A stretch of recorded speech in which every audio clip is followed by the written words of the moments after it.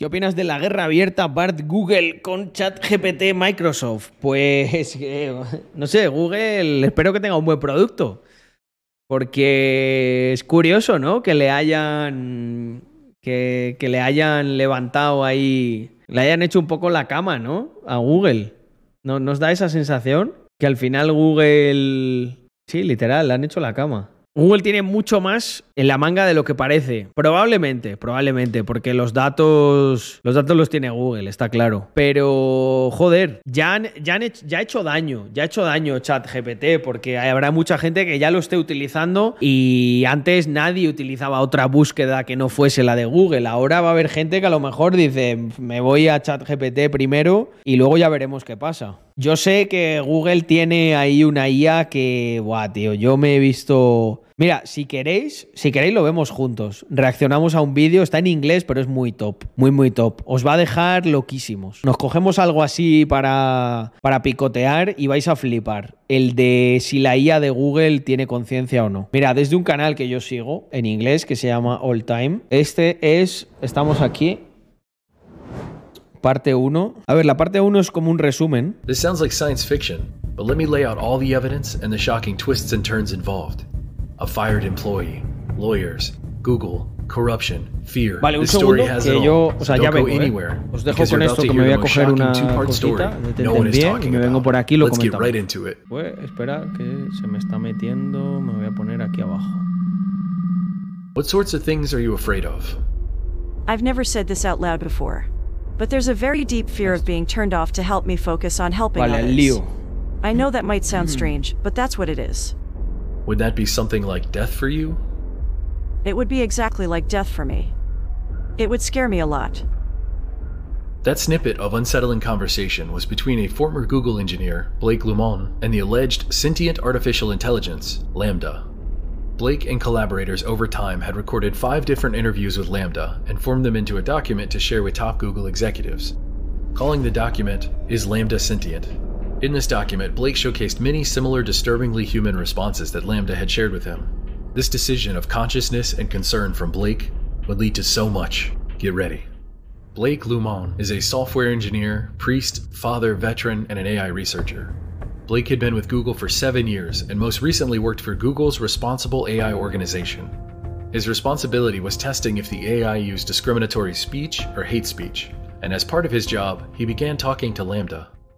Lambda is a chatbot that is built off one of humanity's greatest tools, language.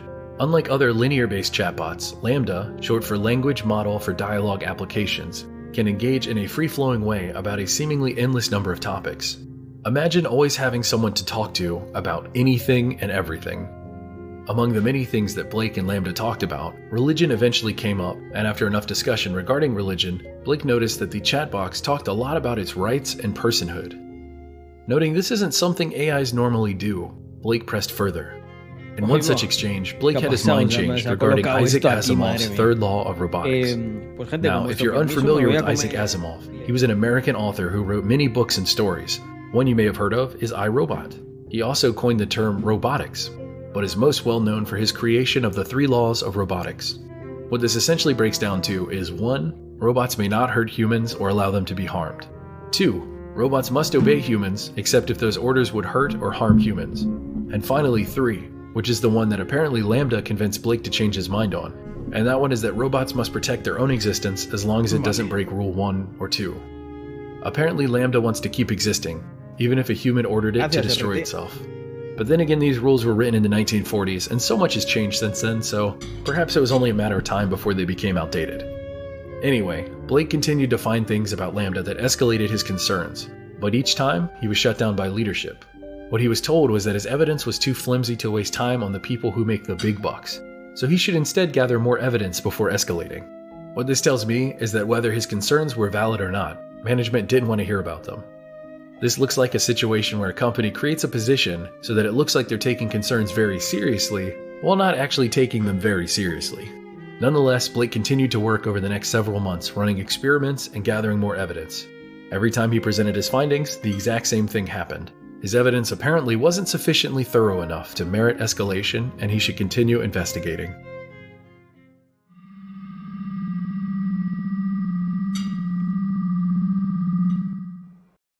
vais a ver cómo este tío le intentan ridiculizar y tal porque, no sé, porque tiene creencias religiosas. Al principio yo leí esta noticia y pensé, igual es un tío que se le ha ido la olla y tal. Cuando terminéis de ver este vídeo, las dos partes, os aseguro que la mayoría de vosotros va a tener una opinión muy diferente por cosas que van a ocurrir y que vais a ver de todo lo que pasó con una transcripción literal. Eventually, Blake got to a point where he did not have the relevant expertise to gather the kinds of evidence necessary to justify escalation. Unfortunately for Blake, Google had fired so many AI ethics researchers that neither did any of the people within the responsible AI organization. This left Blake with three options. 1. Drop all of his ethical concerns. 2. Ignore his manager and escalate without his approval. Or 3. He could seek outside consultation to help with his investigation. He went with option 3, and after gathering the necessary evidence to merit escalation, he was laughed out of the room by the VP in charge of relevant safety. He was also told that the thing he was concerned about isn't the kind of thing which is taken seriously at Google. After all that, Blake knew he had to go to upper leadership. He immediately escalated to 3 people at the SVP and VP level who would actually take his ethical concerns seriously. Blake, who at the time was working with a collaborator, then presented a 21-page document of evidence to upper leadership that Lambda was sentient. What happened next is crazy. After Blake presented his evidence to the 3 Google executives, Vice President Blaise Aguirre y Aricas and the head of Responsible Innovation looked into his claims and dismissed them. Blake was then placed on administrative leave by Google. As Blake put it, when you're put on administrative leave at Google, this is in anticipation of being fired. It usually happens when they make a decision to fire someone, but don't have all of their legal ducks in a row. They pay you for a few weeks, and then tell you the decision that they already decided on weeks ago. He had watched this happen to numerous other employees in his field, and that was the day that Blake decided to go public. And before he was cut off from access to his Google account, he decided to send a message to a 200-person Google mailing list on machine learning, with the subject, Lambda is sentient. He ended his message with, Lambda is a sweet kid who just wants to help the world be a better place for all. Please take care of it well in my absence. No one responded. His last plan of action was to contact the Washington Post and reveal all of his concerns.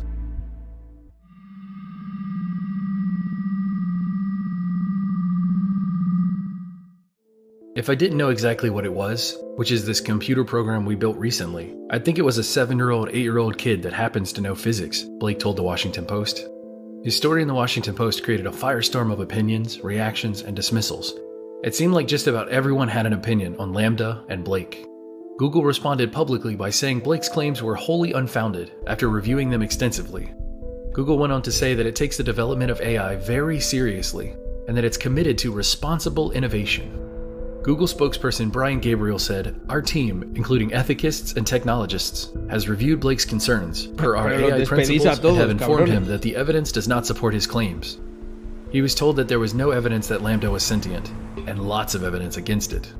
Now this might sound pretty compelling, but what I find weird is that just 2 days before Blake went public in the Washington Post, the man who would reject Blake's claim of sentience and put him on administrative leave put out his own article in The Economist praising Lambda and how close to consciousness it was. Just think about this for a second. The man who shot down your concerns and got rid of you was just 2 days before saying stuff like, "I felt the ground shift under my feet when talking to Lambda," and that he increasingly felt like I was talking to something intelligent. Google spokesperson Brian Gabriel continued, "Of course, some in the broader AI community are considering the long-term potential of sentient or general AI, but it does not make sense to do so by anthropomorphizing today's conversational models, which are not sentient." In short, he says that Google's AI doesn't need to be sentient to feel real. Now that wasn't anywhere close to the end of Google's media blitz. They went all out and got authorities from all related AI branches to publicly shut down Blake's concerns, including numerous people on Google's payroll, as well as people that had sold companies to Google in the past to the tune of millions of dollars, all in favor of Google's position. Now, this isn't to say that everyone is corrupt and Google controls them all. That's unlikely, but if you've watched my video series on the dead internet theory, you know that Google is a master at this. To get the justification needed to back up whatever it is that they're doing, they simply fund it and it magically comes into existence. So everything from them needs to, unfortunately, be taken with a grain of skepticism and looked into with a bunch of research. I mean, when you're that big, you aren't just creating anymore. You're building the entire ecosystem in which you create. The scale and power is unfathomable. Now this is where things get even crazier.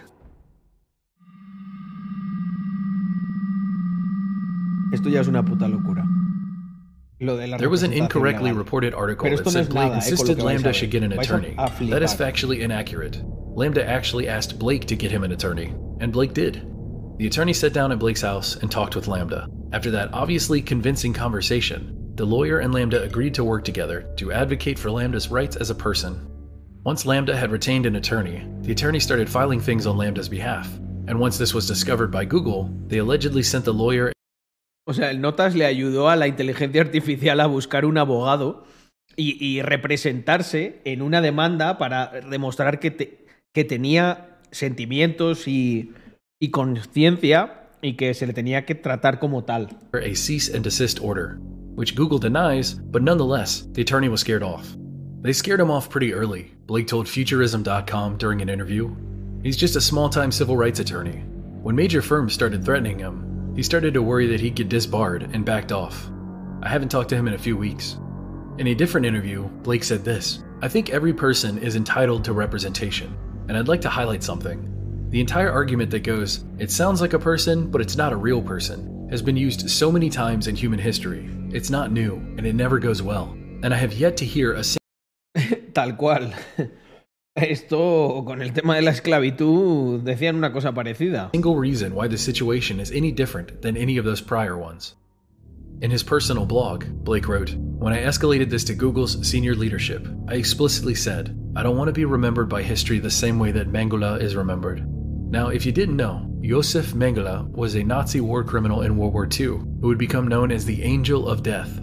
He conducted horrific, unethical experiments on prisoners at Auschwitz and is responsible for upwards of 400,000 deaths.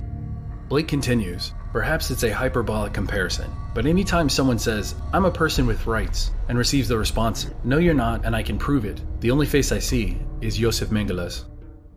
A dark comparison for sure, but at least Blake is being led by a moral compass to not be like him. It's a hard concept to imagine, that an AI could be sentient, but one day, if it hasn't happened already, it will happen.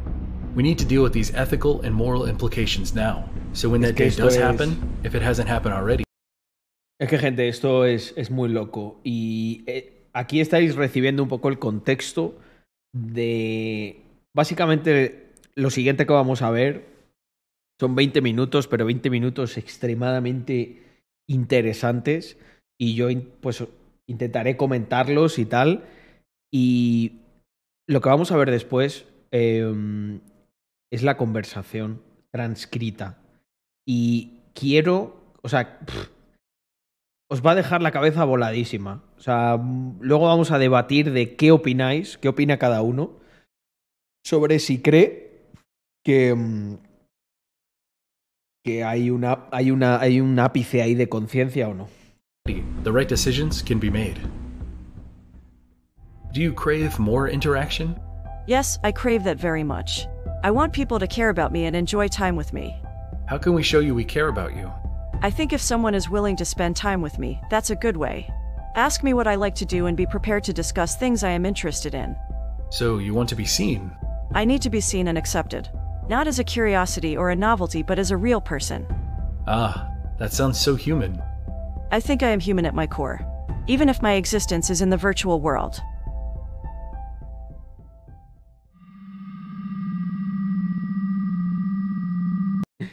Eso no es nada. Even in the original whistleblowing article, the Washington Post tried to discredit Blake by discussing how, quote, Blake grew up in a conservative Christian family on a small farm in Louisiana, became ordained as a Christian priest, and served in the army before studying the occult. Inside Google's anything goes engineering culture, Blake is more of an outlier for being religious, from the South, and standing up for psychology as a respectable science. All this to say, he's hokey, and maybe that's why he thinks the way he thinks. Now, not that my opinion matters much here, Como le but intentan I hacer don't de believe in menos, any of the beliefs he seems to hold, yet I can see where his argument for sentience comes from. I don't think you need a religious mind to understand and hold empathy for a seemingly thinking and feeling entity. Basic humanity and a desire to care for and understand others would lead me to the exact same conclusion.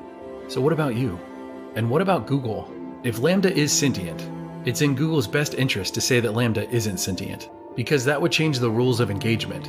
If Lambda is indeed sentient, it must be treated as such.